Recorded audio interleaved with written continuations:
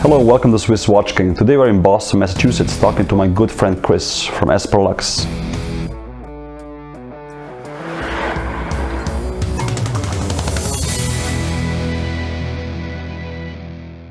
Chris, thank you for having us in your home. How are you doing? How's it been? Good. Thanks for coming over. Thanks for checking out what we got to do. Thank you for having us. Yeah. I have a nice array of watches in the table. We're gonna check them out in a few. But Chris, let me start with what got you into watches at the beginning. You know, I think for me, it was definitely, to say that it wasn't my father and my father wasn't involved, I think would be a lie. And I think, you know, having my dad being in the watch industry before, and then just kind of growing up, seeing this one particular watch, which we'll look at later, on his wrist, was definitely one of the key factors and eventually what got me into the watch world. And which watch was it? I see we have them lined up here. Yeah, so this is the Lucien Rochat. It's a very small company, you know, in Switzerland, out of Yverdon les Bains. Simple chronograph with a moon phase, an annual calendar, and there's just something really charming about it, with the unique bezel in two-tone, and sort of this Art Deco design on it. They used to specialize in chronographs, especially the annual and the moon phase chronographs as well. So you see the one that's there. That's one of the older watches that he kept around, but this was definitely the watch that I think I remember growing up. Yeah. And I see in vintage, really old Rolex Oyster Perpetual as well. Was this your grandfather's watch or your dad's watch? Yeah, so this is Esper's watch. So Esper Luxe, Esper is my grandfather. He was the first entrepreneur in the family.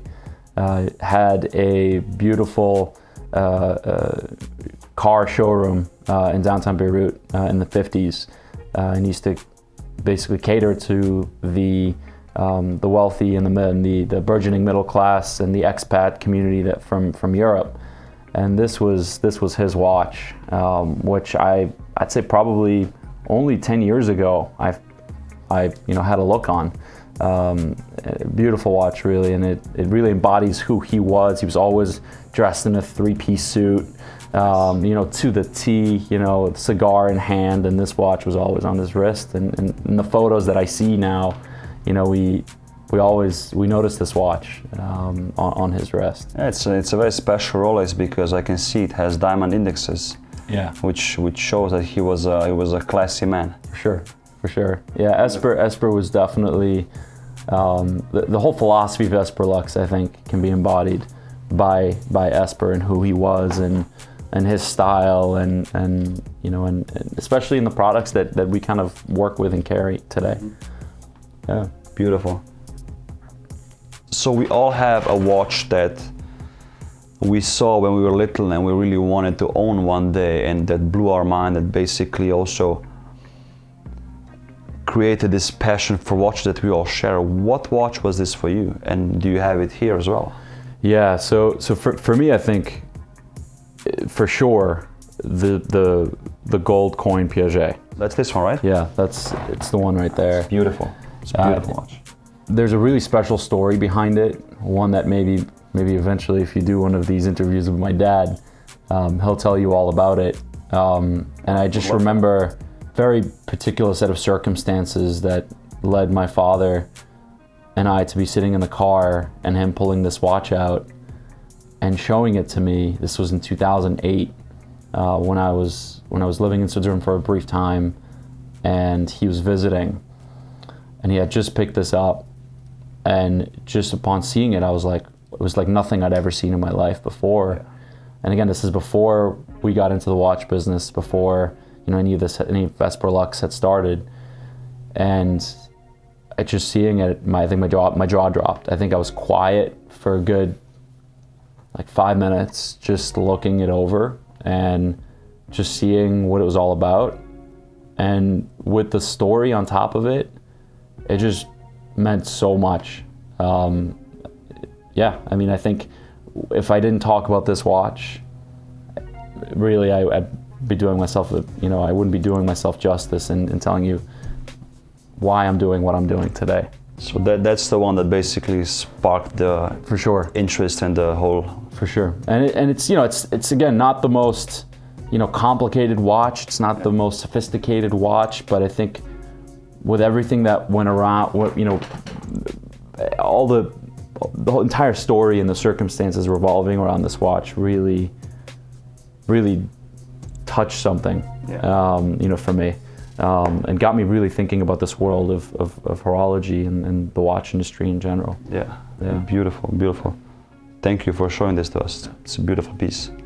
I'm a big fan of the coin watch as well myself, so definitely something I want to get in the future. And I also see you got a lot of vintage watches here from your dad's side as well, like a few Universal Geneves that you guys collected and also were working with in the past.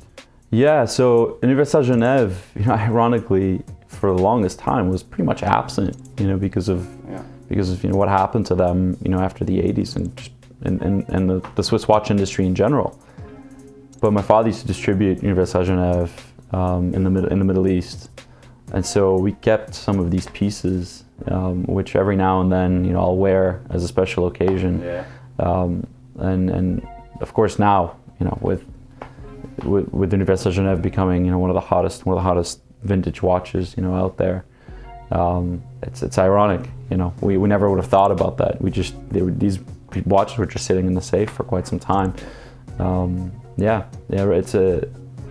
It's a interesting sort of memento of that time period for my father. Obviously before I was born, but when I hear him talk about his time in the watch industry, let's say 30 years ago plus, Universal Genève was an integral part of it. Yeah.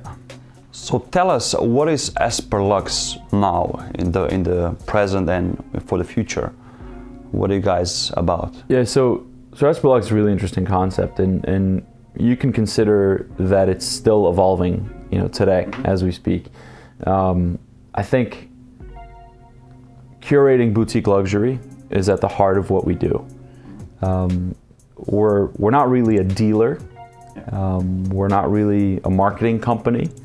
We're something of a combination of both, right? And so we work with a lot of our customers and a lot of our clients to find them particular things that maybe they can't find anywhere else, and also to educate them on this whole other world of watchmaking, which is part of independent watchmaking, right? Aside from the well-known brands of Rolex and Patek and Hublot and Tag, and there's this incredible world of watchmaking that's really driven by some amazing people, and we try to make that the focus of our watch segment, of our watch business. So why independent watchmakers and independent watch brands? Well, I think, to me, I'm a big believer of doing more with less, right? And a lot of these brands have limited resources, right? They don't have these massive marketing budgets. They don't have, these unbelievable resources that they can put to work. Sure. And mass produce on a great level, on a great scale. And so they need to be as creative as possible. They need to be, as efficient as possible. And not all of them are. A lot of them, unfortunately, do end up, going away because they're not able to sustain their development. But, again, when you're buying an independent watch, it's not so much about, will this brand be relevant tomorrow? It's a lot of it has to do with, are you making a difference to these guys? It's the element of patronage, right? And so, with Rolex and Patek, you don't necessarily have that element of patronage, really. You're right. And they're awesome watches. Yes. Nobody can argue that. There's no, absolutely not. It's just a different environment. It's a different ballgame. It's a different level that we're talking about. And so when you purchase an Akrivia, when you purchase a Cyrus, when you purchase an HYT, you got to think that that's going to make a difference to developing the next watch down the road. for the next best complication. Yes, and your purchase will be valued by the company much more than if you buy a Rolex, for example. 100%. And you'll also find that many of these independents value you a lot more than perhaps some of the bigger brands. That's correct. Yeah. But again, there's no right or wrong here. It's just a matter of taste and liking and preferences. Yeah. And preferences. Yeah, absolutely. Because usually the independent watchmakers have more daring designs. And you have to be comfortable in wearing a watch like this on your wrist because it will get noticed, of course. For sure. It's not your everyday banker watch. It's more something that sticks out from the crowd. For sure. And that's why also I think a lot of people get them because they want to be unique and they want to have something which is tailored more to them, to their personality. Absolutely. And sometimes a Rolex doesn't really resonate that as much as a HYT or Angelus or Akrivia does. Absolutely. So, on the note of somebody that wants to buy a first watch, which was the first watch you actually bought for yourself when you had enough funds to do that? Yeah, so ironically, my watch was not from an independent watchmaker. When I had enough money to buy myself my first watch, and I always recommend, like, if you're just getting into the world of watches, you buy yourself an Omega or Rolex. Yes. Because those are the two stalwarts of watchmaking. And they're going to get you through that door. They're the gateway to watchmaking. More to the world. Yeah, absolutely. And for me, the Omega Speedmaster, which we have here. So this was, for me, it was just, it's a classic. I've always had my eye on it. It's a chronograph. The movement is indestructible. It's one of the best that's out there. It's also one of the best values, bang for your bucks that you can get. Yes. Yeah, and the whole, the story of it's the moon watch. The story is fantastic. So I thought, this is going to be my first watch. Yeah. I'm gonna wear it a lot. It's also very versatile. Absolutely, and it's very versatile. Dress it up, dress it down. 100%. Bracelet, strap, NATO as you have it on now. Precisely. I don't even take it off the NATO anymore, just because I'm always super casual. Yes. It's absolutely cannot go wrong with this watch as your first watch. I agree. We have a lot of watches here on the table, which I know, and I think a lot of the audience also recognizes a few of them. So why don't you walk us through a few of them and explain to us what these are? Yeah. So I guess maybe we start over here with the new Cyrus. This is the new Calypsis vertical tourbillon, the skeletonized version that was released at Basel World. Yeah, I saw that. I think that's a brand that people are going to start seeing more and more of, and that has a lot of potential in terms of what they're doing. Jean-François Maujon is their head watchmaker. The mastermind. Loving what they're doing. It's very intricate, very detailed, but the complications and the display of time is cool as well. It's cool design, very raw, masculine, nice curves. That's a vertical tourbillon, right? Yeah, first center position vertical tourbillon in the world. Yeah, absolutely. Beautiful. And what do you have there next? I see a HYT. Yeah, this is a HYT H0. So again, we talk about all these elements of creativity that you don't necessarily find, with most regular brands out there. HYT is known for fluidic technology incorporated into the display of time. This is the H0. They have this capillaries on the sides that carry these two different liquids, and with these reservoirs that are in the middle that push and hold the different liquids in there. And the liquid actually shows the hour. Liquid's going to show the hour, and then the minutes is going to show on the center at the 12 o'clock position. So it's like a regulator style watch. Absolutely, basically. Yeah, beautiful for sure. And it is this sort of almost Mark Newsom-esque design in their new H0 case. Very thought through, and the case specs also beautiful. You can see the two. Like how do you call these? Like pistons or? Yeah, the bellows, they call them, the bellows. Yeah, yeah. So these are the ones that are going to go up and down, holding and pushing the fluid out. Beautiful. I love it. What do we have next? So Angelus, I think when they came out with their stuff a few years ago, kind of blew people out. Nailed it. Yeah, totally. And in terms of you want to talk value proposition, I think Angelus has the best out there. Initially, they came out with the U10, That's a beast. which is this really weird, rectangular looking watch. And then you start to dissect like all the different elements of it, and you see that there's a tourbillon in one compartment, there's a deadbeat second time display in another, and then you got a linear power reserve indicator on the bottom, that's in the side, and you're just like, wow, like there's so much going on in here, and people think like, it's too big, whatever, it's not wearable, and you put it on your wrist and you're like, wow, this thing wears actually comfortable. This thing wears really well. You've tried it on before, and it's cool for me because I appreciate it a lot, because at the first time you don't even, when you see it, you don't even know like how does this tourbillon even work, because it's like so far away from the side that it's like unfathomable, And the only thing that connects that tourbillon to the display of time is a very thin titanium bridge going right through the middle. This one on the back, huh? Yeah. Beautiful. And the finishing is also amazing. I know that. I worn this watch a couple of times and I've seen it in the wild as well, surprisingly, because there's not many of them out there. Yeah. And it just, I love it, and I was always stunned when I see it. It's they did a great job with this one for sure. There's 7. It was a great launch. I believe there's 7 sapphire crystals between the windows, as well as covering the front and the case back as well. Beautiful. And what's this guy here? So this is probably the mother of all chronographs. This is the U30 tourbillon retropont that has a double column wheel chronograph, a split second, and a flyback feature. When you can control it, you can push the buttons any which order, and you don't destroy it. You don't destroy the watch. And you could play PlayStation on this watch. And on top of everything, it's automatic. So it's automatic. Oh, and it's a tourbillon. It's beautiful. Titanium case, so also wearability. It's super light, comfort-wise. So it's definitely one of the best, in my opinion, one of the best chronographs.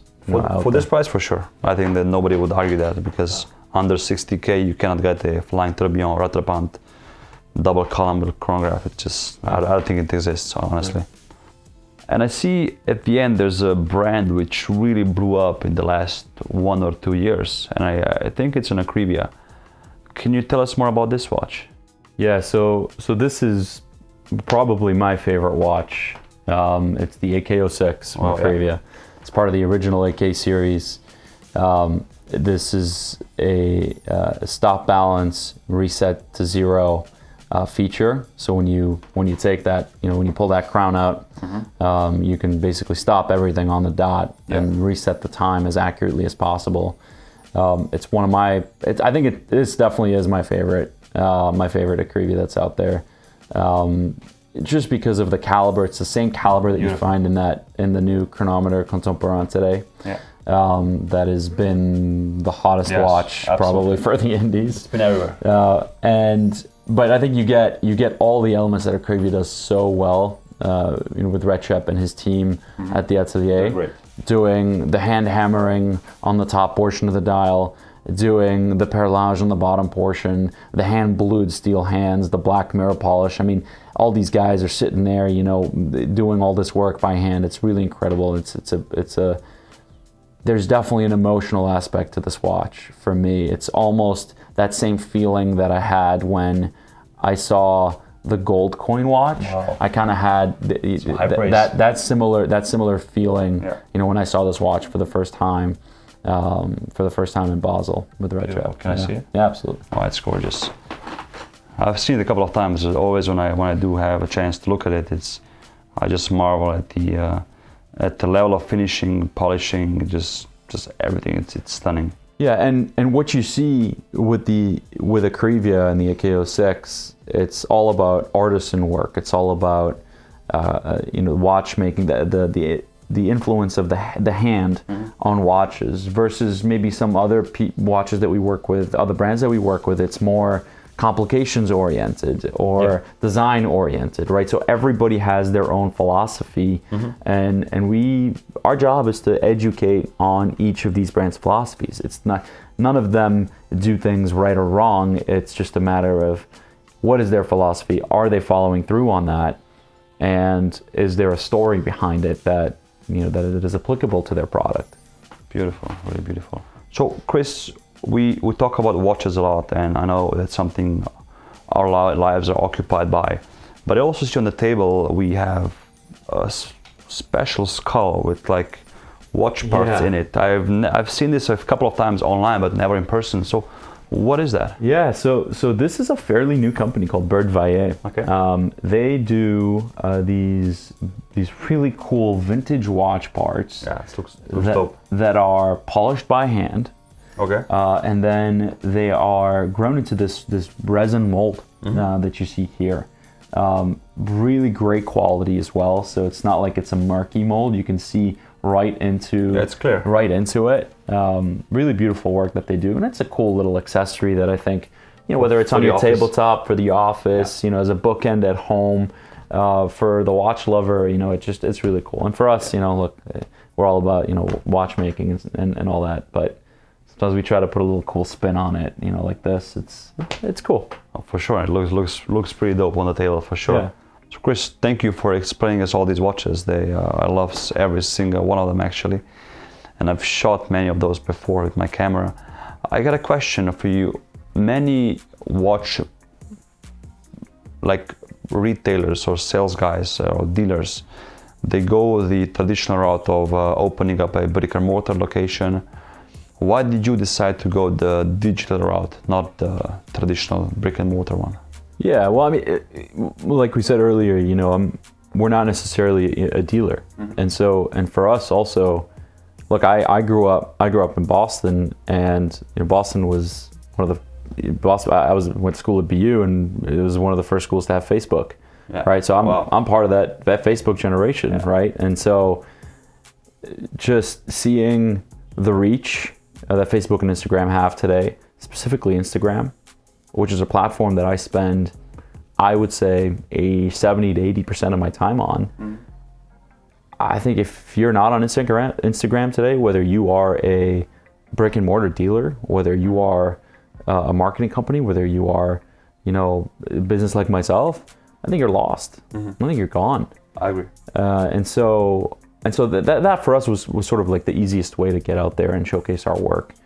And who knows, maybe down the road, maybe there'll be a brick and mortar store for EsperLuxe, who knows? But I think for the time being, this is what we do. This is what we do really well.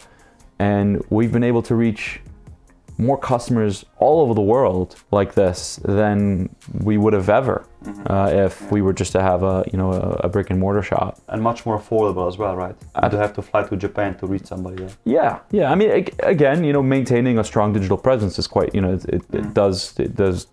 is expensive. Yes. It's not, these are not, it's not a minor cost to the business, but especially if you want to do exceptional quality work. Yes, but at the end of the day, our clients are global.